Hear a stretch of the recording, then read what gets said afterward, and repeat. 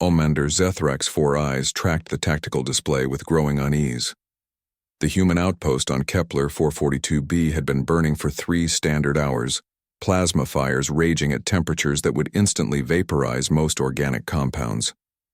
The hegemony's bombardment had been precise, devastating, and according to every battlefield doctrine in the galaxy, absolutely final.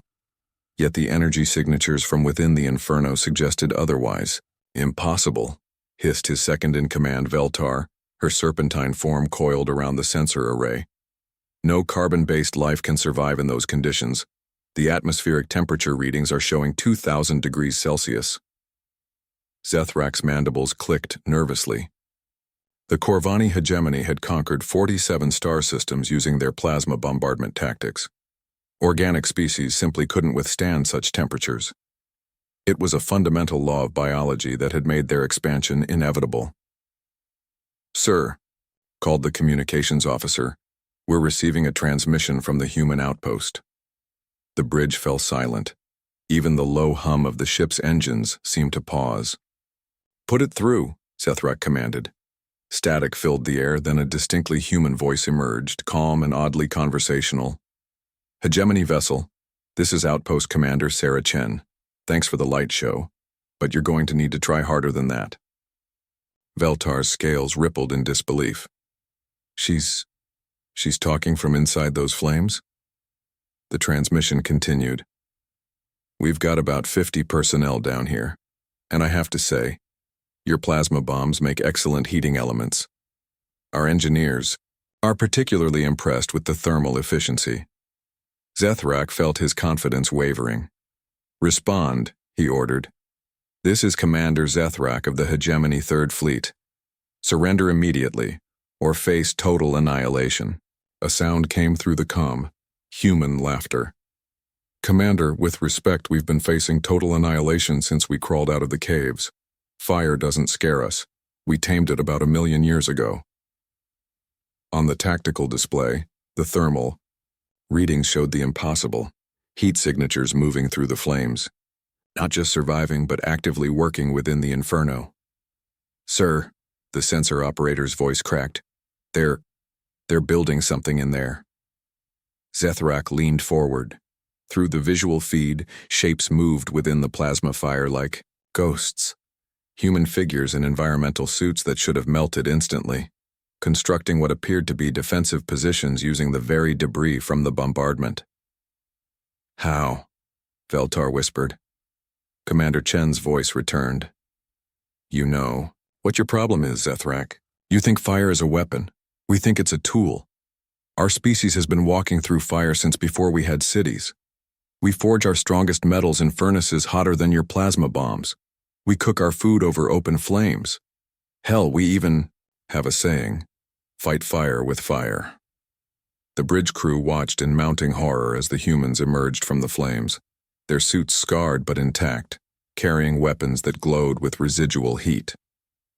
They moved with purpose, transforming the bombed outpost into a fortress using materials that should have been reduced to atomic particles. "Impossible," Zethrak repeated, but his voice lacked conviction. "Let me explain something about humans," Chen continued, her tone now carrying an edge of steel. "We evolved on a planet that tried to kill us every single day. Volcanoes, wildfires, ice ages, asteroid impacts. Our homeworld threw everything at us, including literal fire from the sky. And you know what we did? We looked at that fire, figured out how to control it, and used it to conquer our world." The tactical display showed human reinforcements emerging from underground bunkers that had somehow survived the bombardment. They moved through the still burning landscape as if it were merely an inconvenience. "Our children learned to handle fire before they learned to read." Chen's voice grew stronger. "Our metallurgists work with temperatures that would cook your entire crew. Our firefighters walk into infernos to save lives. Fire isn't our enemy, Commander. Fire is our oldest friend." Zethrak watched his certainties crumble as the humans began launching their own attacks. Their weapons, superheated by the plasma bombardment, cut through his ship's shields like they were made of vapor. "Sir," his weapons officer reported with trembling claws, "their projectile weapons are firing rounds heated to 3,000 degrees. Our armor can't withstand that temperature. Retreat, Zethrak ordered, his voice barely above a whisper. Sir? I said retreat. He turned to his communications officer. Send a priority message to High Command. Recommend immediate reclassification of human threat level to maximum. Note in the record, humans do not fear fire. They weaponize it. As the hegemony fleet withdrew, Commander Chen's final transmission followed them. Tell your superiors something for me, Zethrak. You just brought fire to the species that invented metallurgy. Next time, maybe try a different approach. Zethrak stared at the retreating image of the human outpost, now wreathed in controlled flames that seemed almost decorative. The humans had turned their attack into a renovation project. 3 days later, Hegemony High Command issued new standing orders. Human territories were to be avoided unless absolutely necessary. The species designation was updated from primitive organics to thermal manipulation specialists. The war that was supposed to last weeks ended before it truly began, not with surrender, but with the galaxy's first strategic withdrawal from a species that treated fire like air, essential, controllable, and absolutely nothing to fear.